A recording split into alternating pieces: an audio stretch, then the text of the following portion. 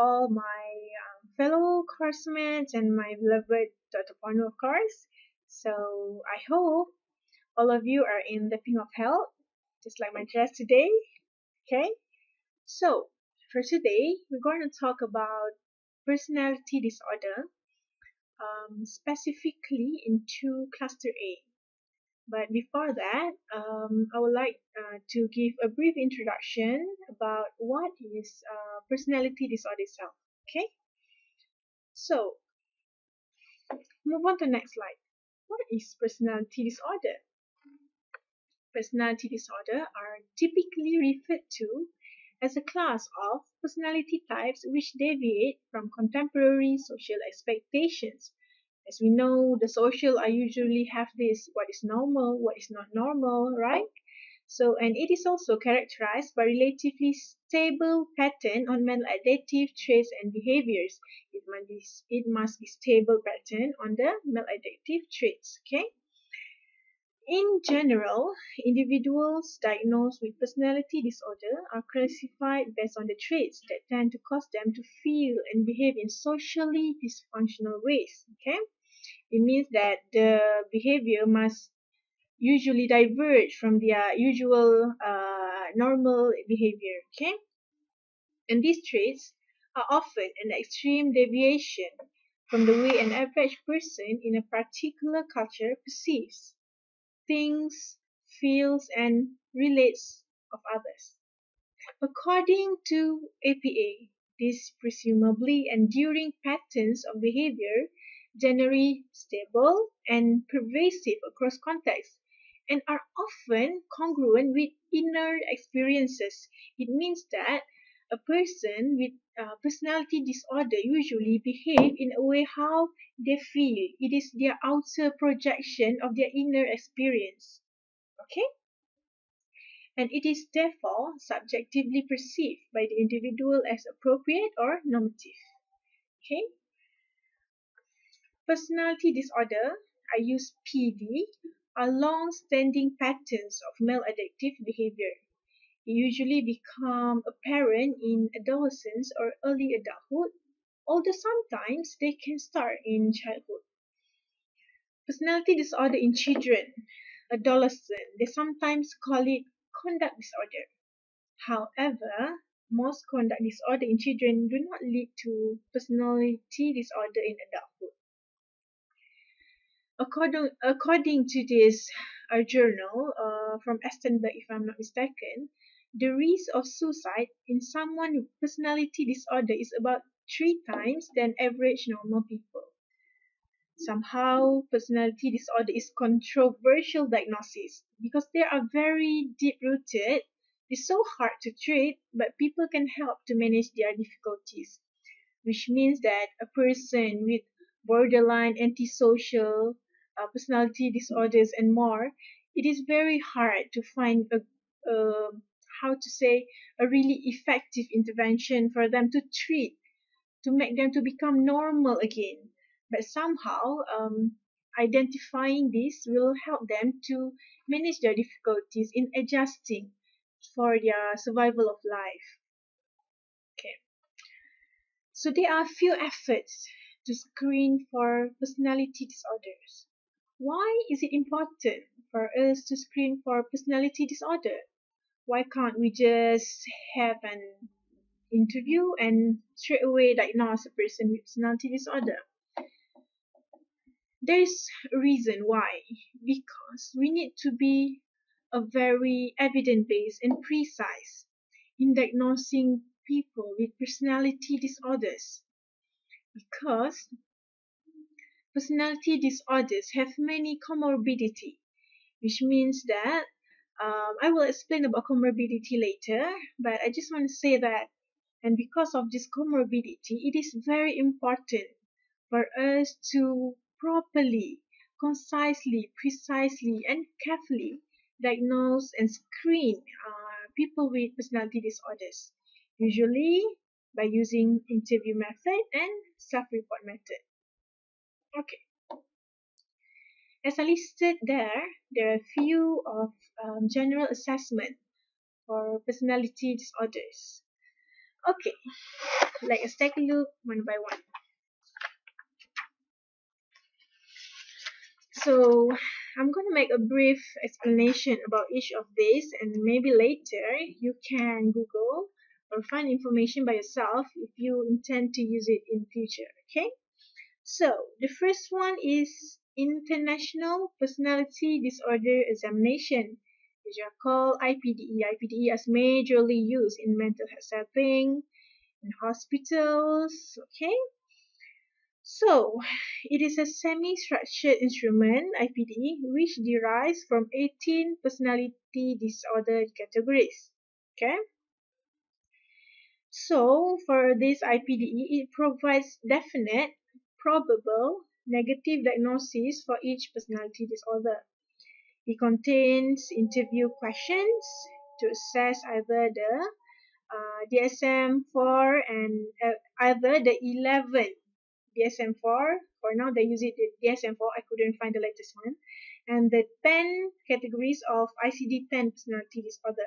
So for IPDE, they have question regarding personality disorders around this prospect.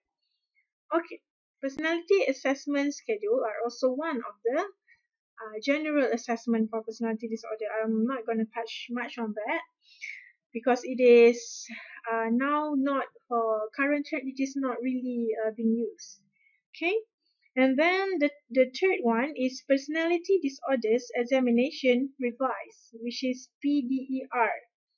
Okay, the third one are actually a revised edition from the first one that I stated just now, which is the International Personality Disorder Examination, which is the revised edition from the first one, which is um, the first one might be more to a semi-structured, but the revised one are a structured interview.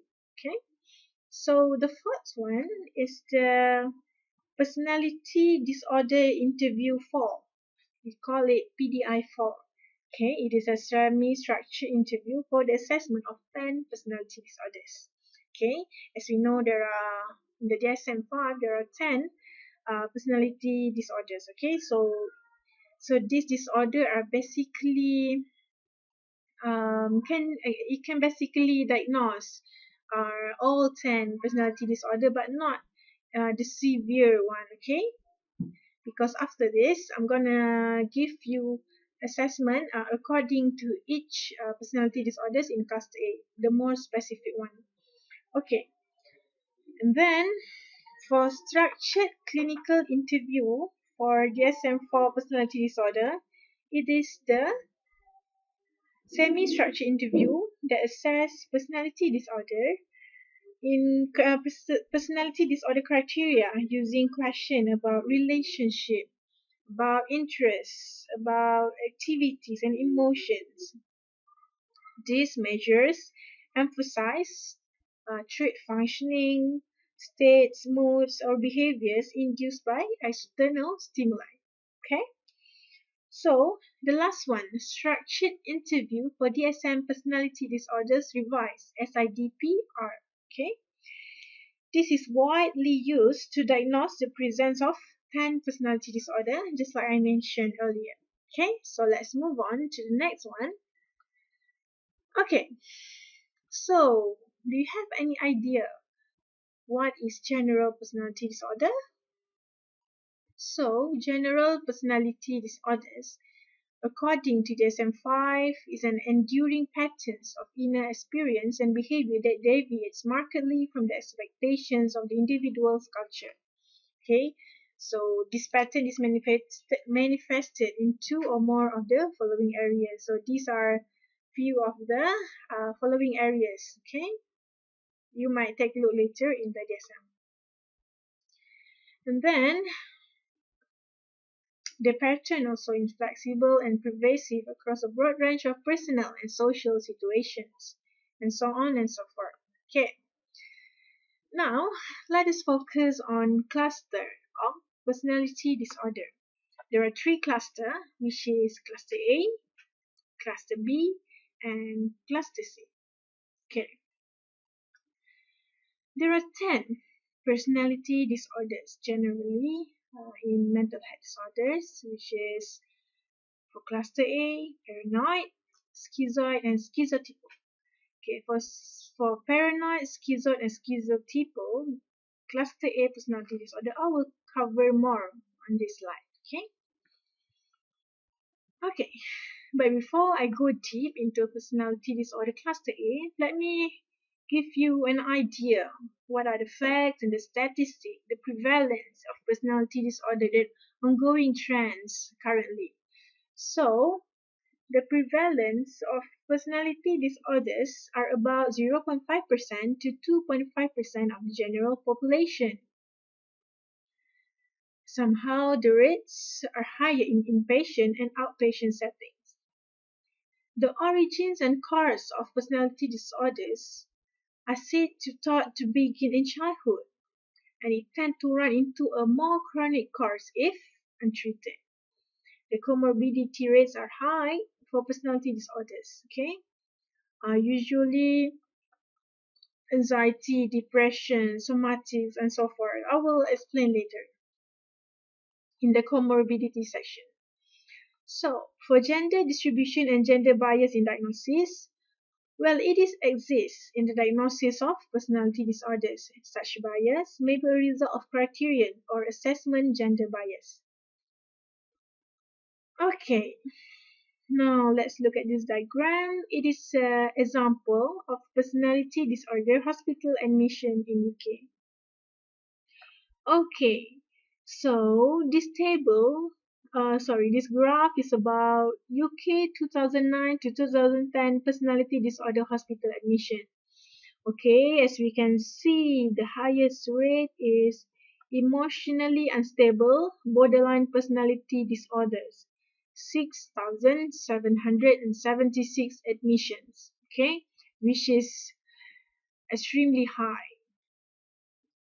The least one are the 16 admission for anarchistic, which is obsessive compulsive personality disorders, okay. I couldn't find in Malaysia, so these are a few ideas about personality disorders that the prevalence in UK.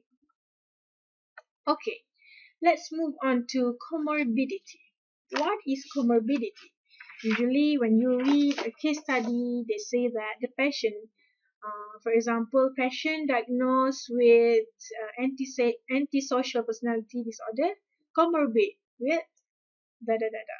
Okay, so comorbidity is the simultaneous presence of two chronic diseases or conditions in a patient. Okay, so it historically describes the condition in which a person has multiple diseases, and it is possible. So, from a research from Zimmerman, Rothschild, and Chelmansky in 2005, they conducted a study of 859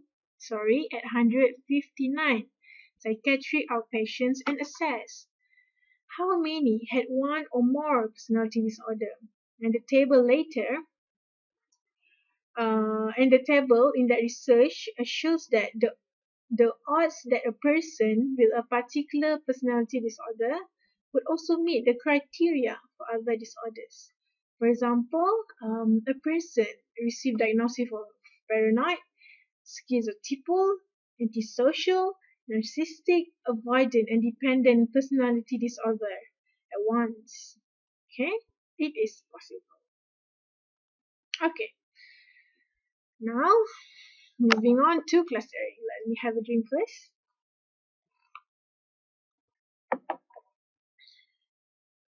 Cluster A. There are three types of personality disorder in cluster A, which is a paranoid, schizoid, and schizotypal. Paranoid. What is paranoid? It means that a person have a pervasive distrust and suspiciousness of others, such that their motives are interpreted as malevolent. Okay, it means that the keyword here is the paranoid personality disorder, have this distrust and suspiciousness. They always feel suspicious of others. Okay, the second one is schizoid. Schizoid is a pervasive pattern of detachment from social relationship and a restricted range of expression of emotions in interpersonal settings. The last one is schizotypal, a pervasive pattern of social and interpersonal deficits marked by acute, which means severe, discomfort with reduced capacity for close relationship, as well by cognitive or perceptual distortions and eccentricities of behavior. Okay, there is one interesting article that I found in 2010, which is the title is Cluster A Personality Disorder, Schizotypal, Schizoid and Paranoid Personality Disorders in Childhood and Adolescence. Okay, so to obtain more understanding in this Cluster A, I found that these article are quite useful.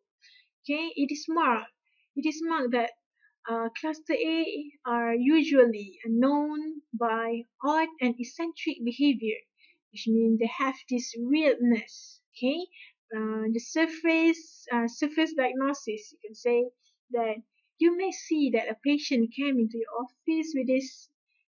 The first one might be their dress, their appearance. They have this appear odd appearance behavior. Okay, so usually these are the patients that have cluster A personality disorder. Okay, why they are grouped together?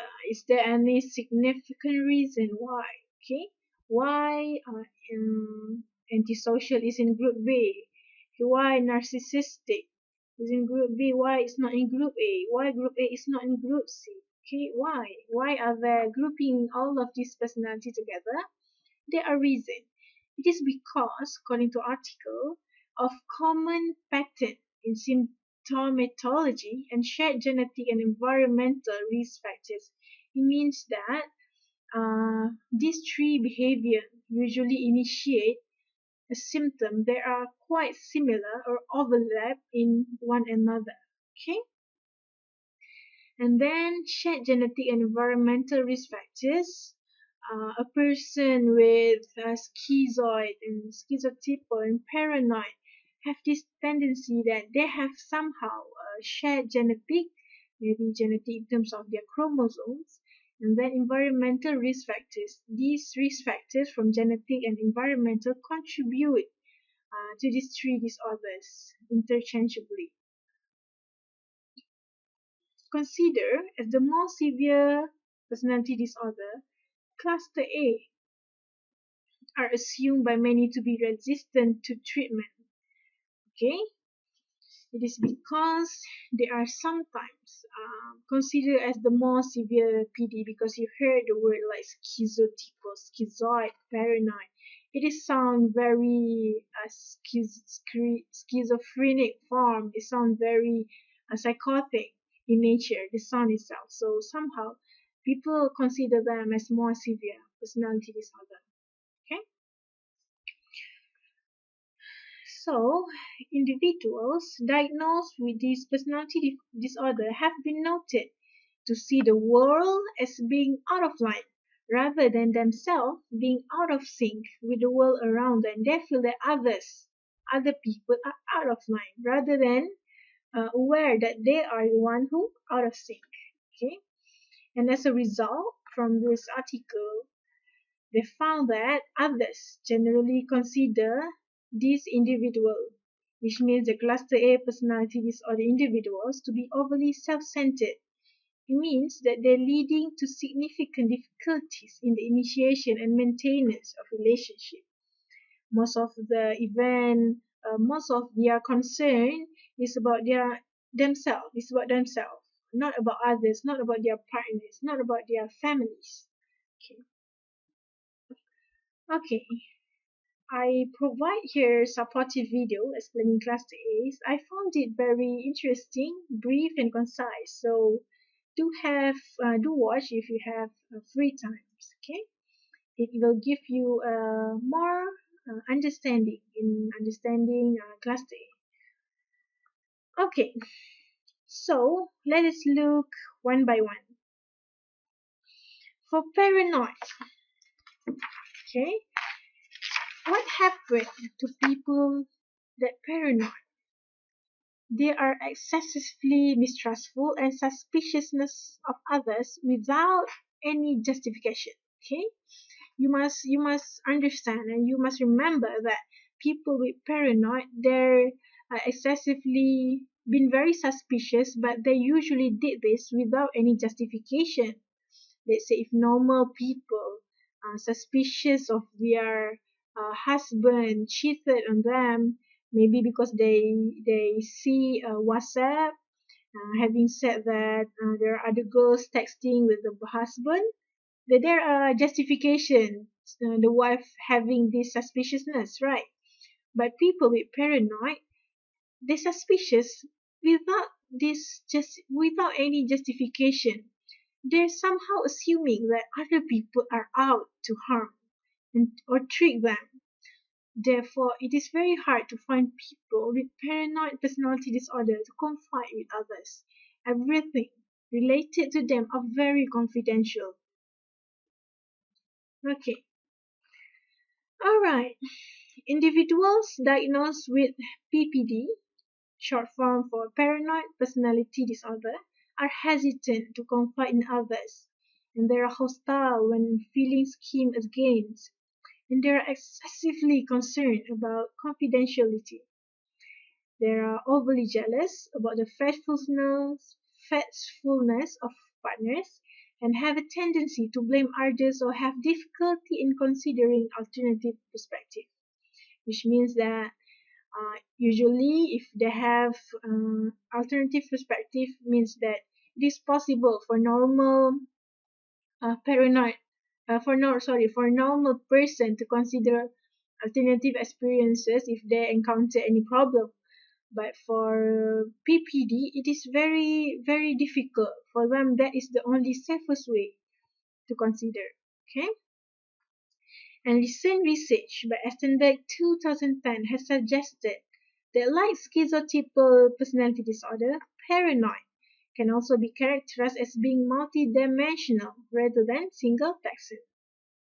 Okay, so they look into a more holistic approach, holistic view of person with paranoid. So these are the DSM-5 diagnostic criteria for paranoid personality disorders. You may later on check one by one the criterion. Okay, the 7 sub-features of criterion. The criterion B. Are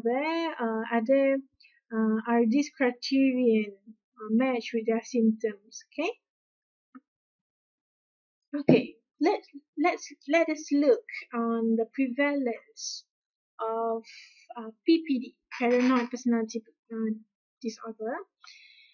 I found this information in the US population in 2003 APA, and it found that prevalence of paranoid personality disorder is 2.3% to 4.4% of the US population, and is more frequently diagnosed in males. Just like before this, I told you guys about gender bias. Okay, so it happens in US for the prevalence. Okay, and then risk factors. The DSM-5 indicates that a family history of schizophrenia, a persecutory type delusional disorder, are risk factors for paranoid personality disorder. And the comorbidity for person having PPD as comorbid are usually other personality disorders. Just like the example that I showed you earlier, it is possible for a person with antisocial, have borderline, has narcissistic, has schizotypal, and all that. Besides that, there can be others like substance abuse disorders, comorbid with major depressive disorders, OCD, and agoraphobia are also noted as conditions which can develop in conjunction with paranoid personality disorder as according to APA 2013. So, basically, what are the treatment for paranoid personality disorder? According to Barlow, 2012, because people with this disorder, they have this suspiciousness of others. It is very hard for them to seek professional help when they need it, and they have difficulty developing trusting relationship necessary for successful therapy. As we know, person with PPD is very suspicious. They can even be very suspicious to their therapists, to their psychologists, okay, to their psychiatrists. Hence, it is very hard to develop this trusting relationship with person with PPD. Second one, according to Bender, 2005, establishing a meaningful therapeutic alliance between the client and the therapist therefore becomes an important step. Why it is so? Normal client may have quite easy to have a rapport building with the therapist, but not paranoid personality disorders. Hence, it should be the responsibilities of the therapist to try to provide an atmosphere conducive to developing sense of trust. Maybe the therapist might have to sign consent in front of the client saying that they can trust the therapist and they can sue the therapist if, let's say, the therapist disclose the information during the session without any reason that is appropriate. Maybe this evidence paper and pencil will make them feel more safe, feel more, feel they can trust the therapist more. That this might be the suggestion from me. Okay, and then for the therapy, they often use cognitive therapy. For example, REBT or can be CBT therapy because they have suspiciousness without justification. It means that they have these mistaken assumptions about others. And then, so this therapy will focus on changing the person's belief that all people are malevolent and most people cannot be trusted. However, there are no confirmed demonstrations that any form of treatment can significantly improve the life of people with PPD. There is a survey by the Quality Assurance Project 1990 indicated that only 11% of therapists who treat paranoid personality disorder thought these individuals would continue in therapy long enough to be helped. Okay, next, schizoid. Okay, let me give you a brief break before we go to the second personality disorders. Okay,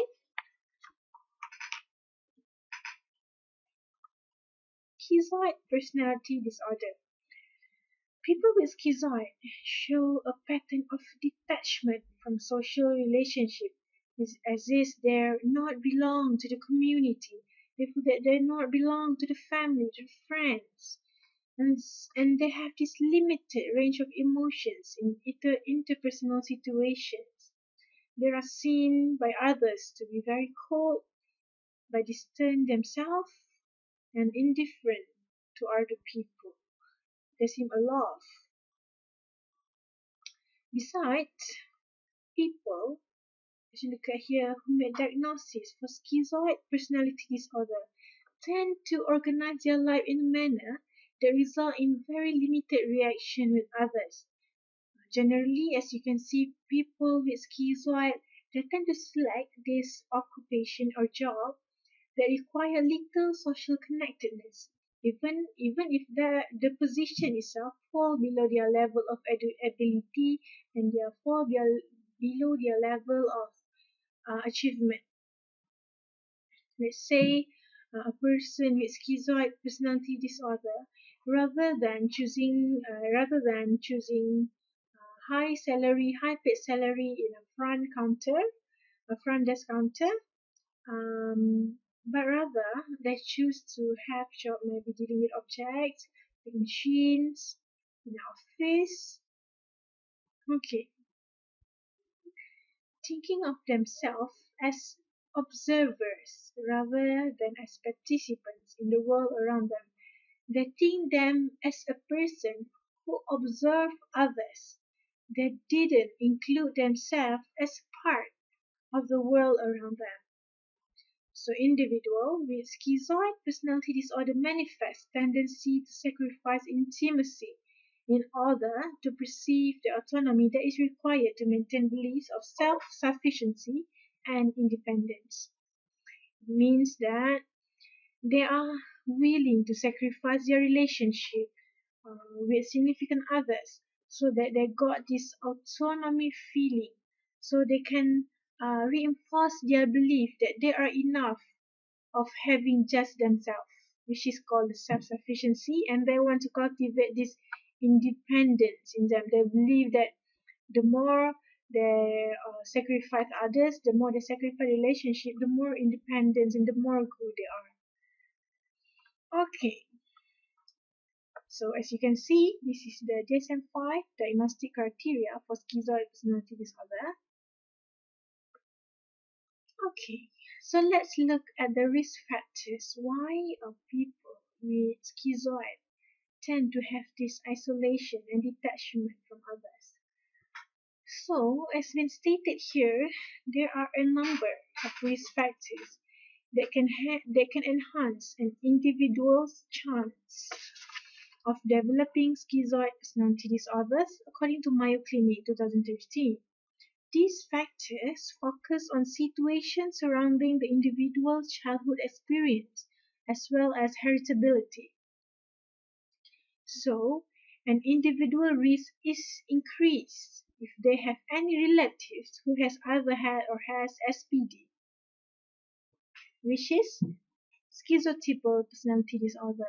Let's say if I have schizotypal personality disorder, my brother will prone more to developing later schizoid personality disorder. Okay, an individual who was raised in a home where emotional needs went unmet likewise has an increased risk of developing um, schizo, schizo, schizoid personality disorder. An individual who was hypersensitive as a teenager and who felt emotional disconnectedness, as well as one who has abandoned as a child or suffered mistreatment as a child. All of them have an increased chance of developing schizoid personality disorder. Hence, it is very important to make a distinction between schizoid personality disorder and other similar disorders, such as schizophrenia or other cluster A personality disorders, or a personality change occurring as a result of an illness or substance use. So you have to be very careful in diagnosing a person with schizoid personality disorder. You might overlook few of the symptoms that might not be shown during the interview or that might not be significant in the self-report assessment.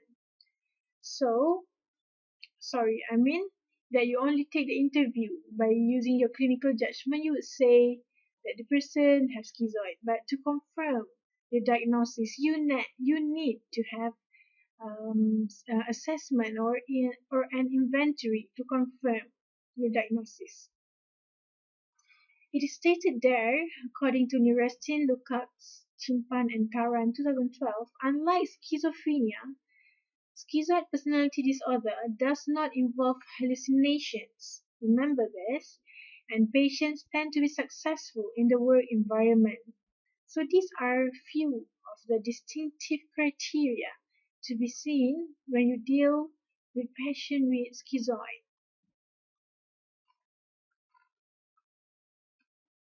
Okay,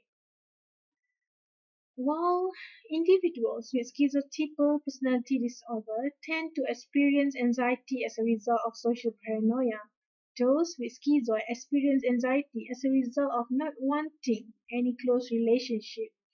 So, as a therapist, you must be able to identify which one of your anxiety that lead to the anxiety of your patient. Whereas those with avoidant personality disorder dislike social isolation. Those with SPD are indifferent about seclusion. While patients with paranoid personality disorder have the ability to display deep emotions when wrongly accused, and those with SPD do not possess that ability.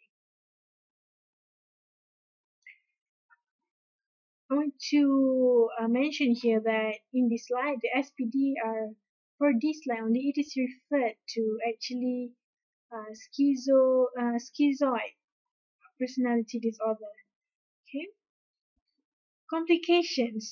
In addition to having schizoid, these individuals have greater risk of developing other mental health disorders, either major depressive disorder, anxiety disorders, and developing schizophrenia, schizotypal personality disorder, or other kinds of delusional disorders.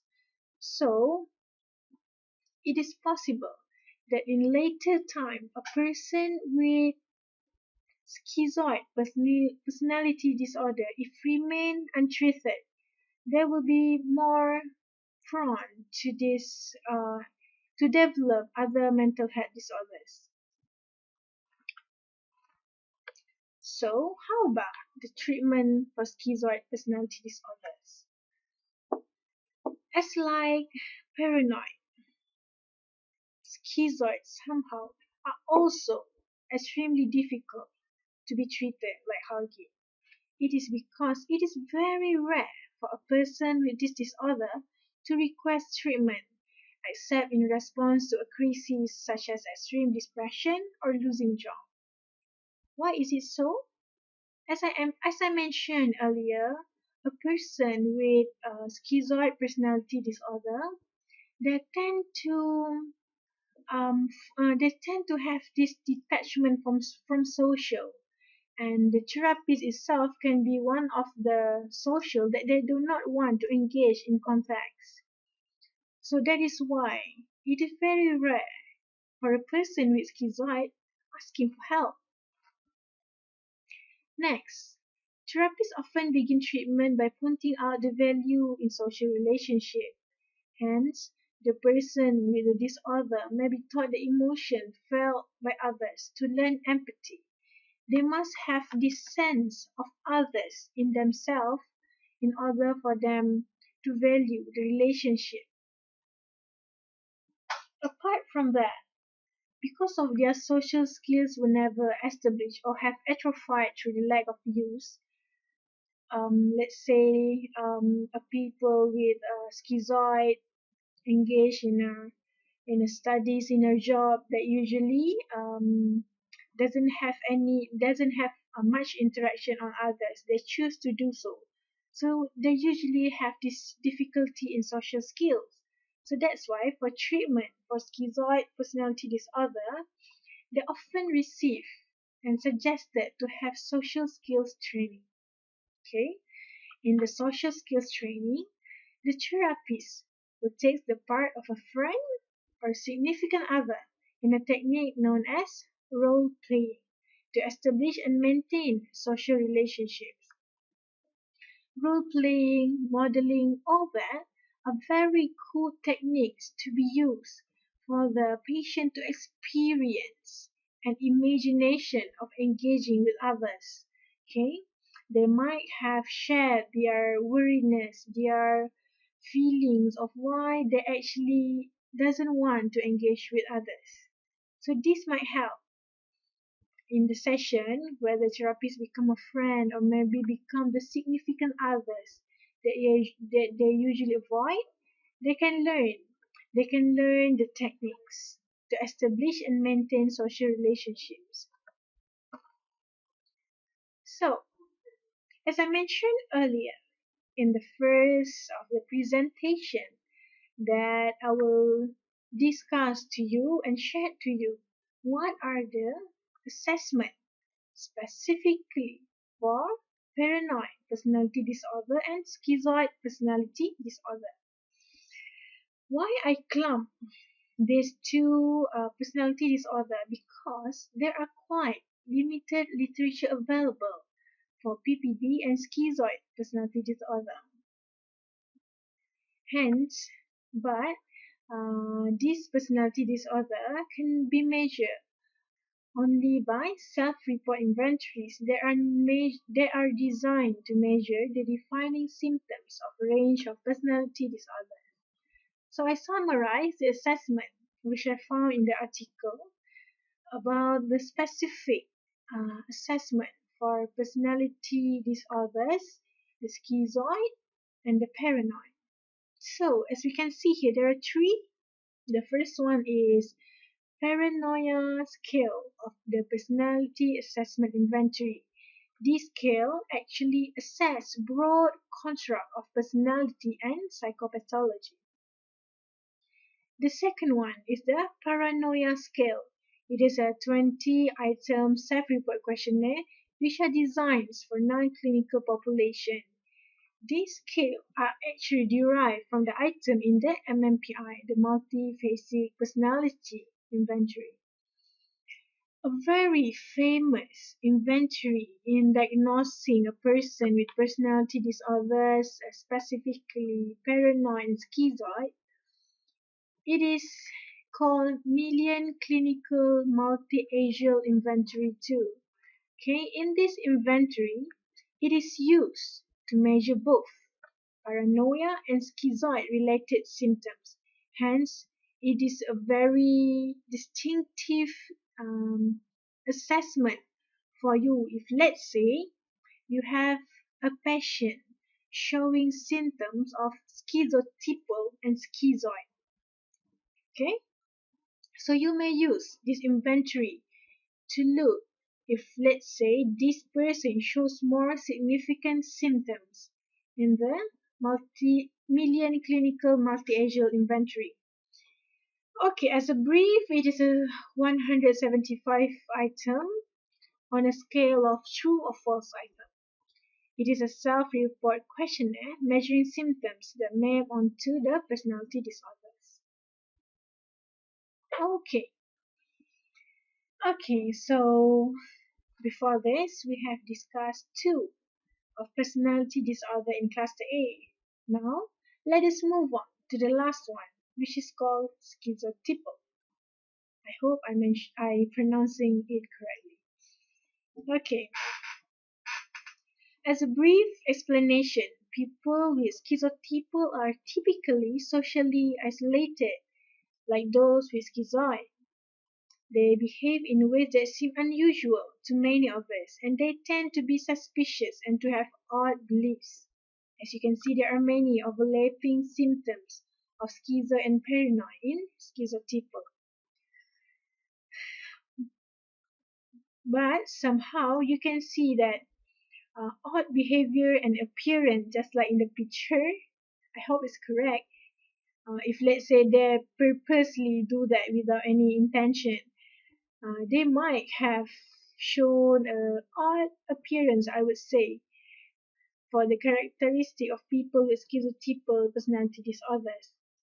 People with these disorders, considered by some to be on a continuum with schizophrenia, but without some of the more deliberating symptoms such as hallucinations and delusions. According to Estenberg, 2010, the SPD, short forms for schizotypal personality disorders, has two forms. What is it? The first one is the one that represents a constellation of neurodevelopmental impairment that makes individual vulnerable to developing schizophrenia.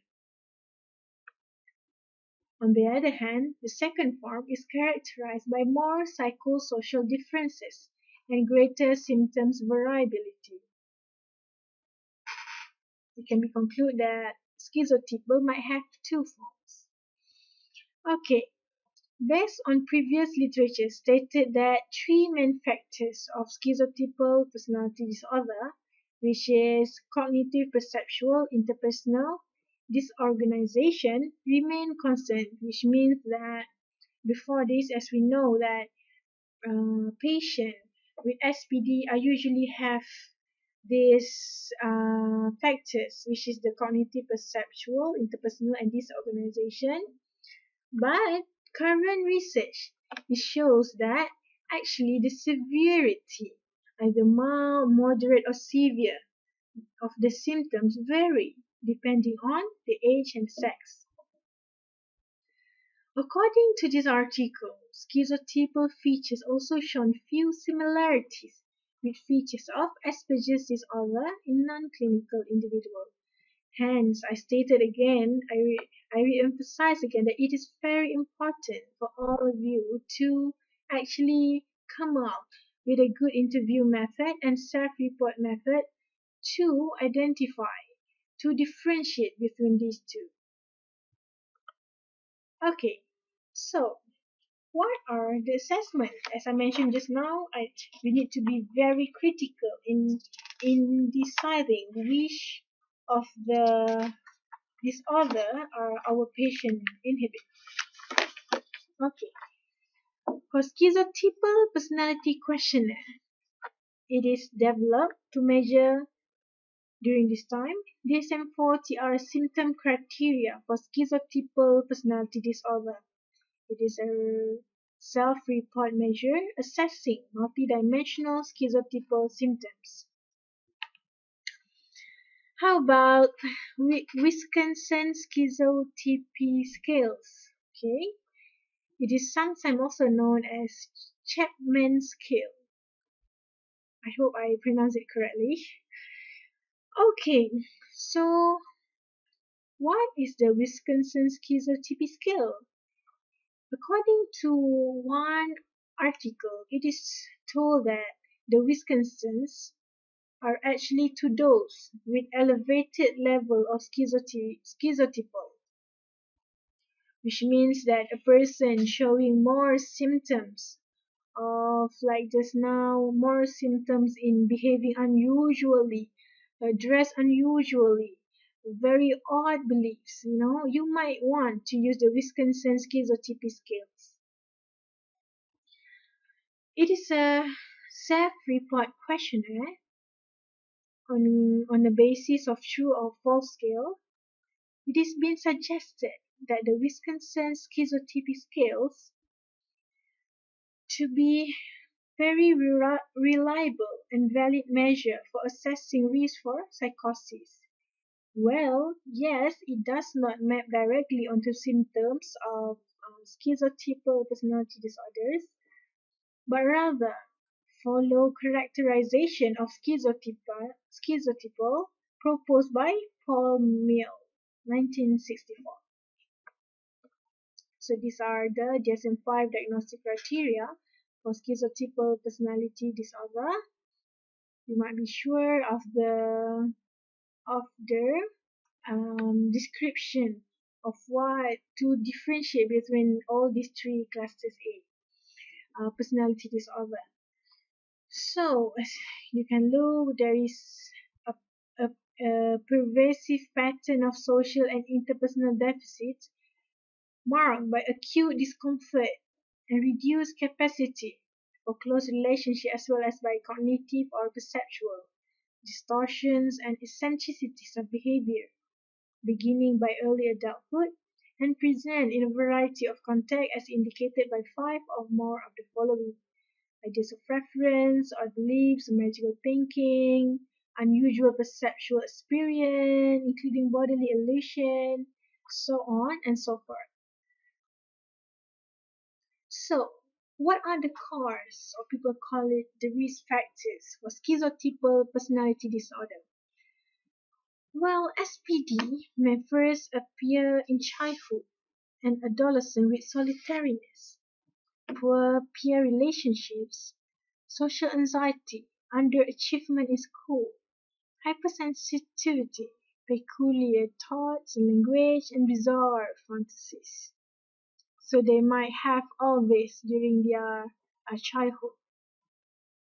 So these children may appear odd or eccentric and attract teasing. With some adolescents, these schizotypal features may be caused by transient emotional turmoil, and these features disappear when the turmoil resolves. But for other adolescents, these schizotypal features persist into adulthood, and almost half of the individuals with this disorder go on later to develop a psychotic disorder. So, that is for the cause. How about the complication? In response to stress, individuals with schizotypal personality disorder (SPD) may experience very brief psychotic episodes. For example, the delusion, the hallucination may be lasting in minutes or hours, not more than that. But somehow, if the psychotic episodes tend to last longer than that, this disorder may actually develop into brief psychotic disorder or schizophreniform disorder or delusional disorder. How about the prevalence? Schizotypal personality disorder occurs in 0.6% to 4.6% of the general population. This disorder occurs slightly more commonly in males. Okay, how about the treatment for people with SPD? Some estimate that between 30% to 50% of the people with schizotypal personality disorder who requested clinical help also meet the criteria for MDD. Treatment includes some of the medical and psychological treatments for depressions. Currently, there are a growing interest in treating this disorder because it is being viewed as a precursor to schizophrenia. So there are currently coming attention to schizotypal personality disorders. There are one study used a combination of approaches including for the treatment, antipsychotic medication, community treatment, and social skills training to treat the symptoms experienced by individuals with the disorder. As a result, they found that this combination of approaches either reduces the symptoms or actually postpone the onset of later developing schizophrenia, as been told by Barlow 2012. Okay, last but not least, I know following and through this presentation, you might have this wonders why is it so called schizoid, schizotypal, schizophrenia, schizophreniform, psychosis, delusion, and all these terms. Why is it looks like very schizophrenic form of personality disorder? So, according to Hagin, 2003, schizoid and schizotypal involve disturbance in personality that have schizophrenic-like qualities, but do not take on the psychotic forms seen in schizophrenia. For example, the hallucination, the delusion, the grandeur feelings. They don't really come into the psychotic episode, but they have quite few qualities of schizophrenia that they exhibit. Schizoid personality disorder is considered part of the schizophrenic spectrum of disorders, which includes schizotypal personality disorder and schizophrenia. These conditions all have similar symptoms, such as a severely limited ability to make social connections, along with a lack emotional expressions. Okay, If you don't understand, let us look at an example. For example, the suspiciousness and the social and hedonic symptoms of schizotypal personality disorder parallel to those of psychotic disorders such as schizophrenia. Right. In such, the stress from depression and anxiety can further complicate the diagnostic picture of SPD by resulting in even less opportunity for reality testing and increased risk of deteriorating into a psychotic condition. Estenberg 2010 mentioned that due to striking similarities between cluster A and schizophrenia, as you can see, this disorder can also be very difficult for us to diagnose and manage. So, you need a very careful assessment to diagnose a person with schizoid, schizotypal, or actually schizophrenia. Which one of them? Okay. As a conclusion, I want to give you a very brief conclusion on this presentation.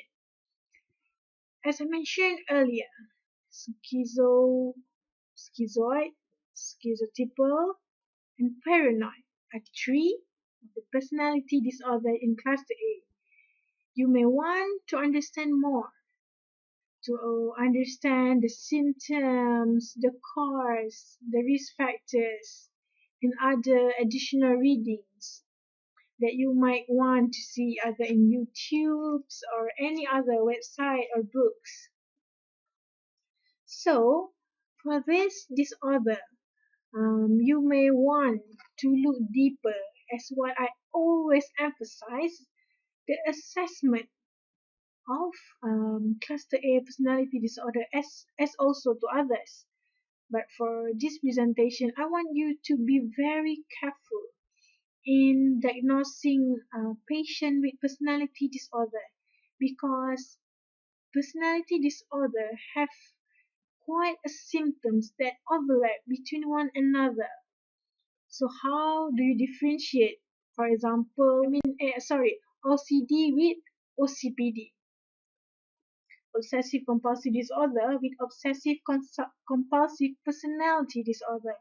So even the name already been quite the same. So how about the symptoms? So you need a very concise, precise, and a validated assessment in order for you to differentiate between those personality disorders. So, within that, I think that's all for my presentation. I'm sorry if you're not really getting what I'm trying to present it to you, but I for this presentation I emphasize on the assessment part, because I believe that all of us know about personality disorder, but less has emphasized on the assessment part. It is because when you wrongly diagnose, it might lead to to more problem later on. The patient might be given a prescription on medication and might affect his physiology and all that. So we don't want that to happen. Okay? So try to practice with the assessment. Try to take one or two and practice with your friends for the assessment. And I think that's all from me. These are my references. And thank you very much for spending your time for this presentation. I hope it is useful for you to refer back whenever you needed it. With that, I thank you.